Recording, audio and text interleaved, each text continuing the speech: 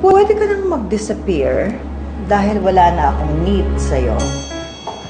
Dahil wala nang sasagawan sa pagkamkam namin ang lahat ng kayamanan ni Rita. Grabe naman kayo, madam. Para kayong ex-jowa ko. Pagkatapos akong pagsawaan, ibabasura na lang ako. Wow, may hugot! Sorry, ate, pero kailangan mo na kasi talagang mawala para si mami na yung maging queen and ako naman yung princess. Padadala kita sa States, tapos palalabasin na lang natin na early retirement. Tapos, doon mo na gastusin ang lahat ng perang ibinigay ko sa'yo.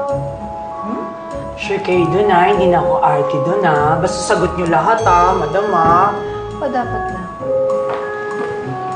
Ma'am Rita, talaga po palang bumalik na kayo. At hindi na po kayo ganun ka-voluptuous, ano? Legit na palingkinitan ka na. Micah, we're in the middle of a discussion here. Pwede bang bumalik ka na lang mamaya? Ay, ma'am, pasensya na po. May sabihin na po ko importante kay Ma'am Rita.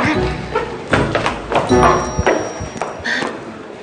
ganun po ba talaga kahirap ang buhay sa squatter? Ba't ganyan na po kayo ka-slim? Nag-diet pills ako. Teka lang, ma'am. Bakit po kayo bumalik dito? Hindi po delikadong buhay yung sa tsahin nyo na yan.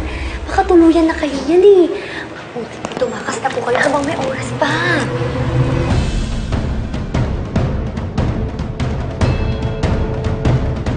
Salamat, Micah. Salamat sa concern mo. Pero alam kong ginagawa ko. Sige na, umalis ka na.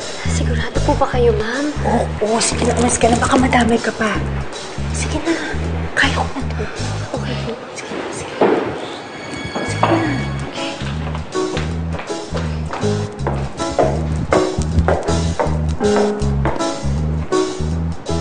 Hala, lagot kayo.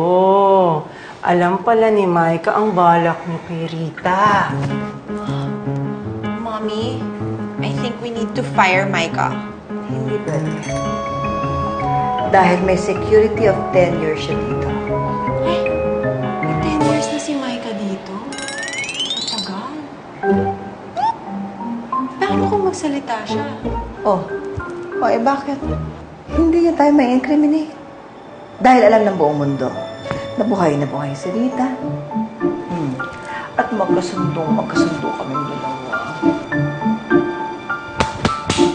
Pero, tama ka. Kailangan nating turuan ng leksyon si Micah.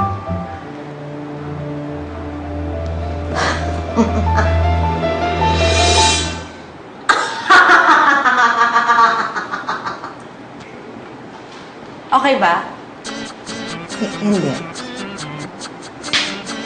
I'll get it in 10 years.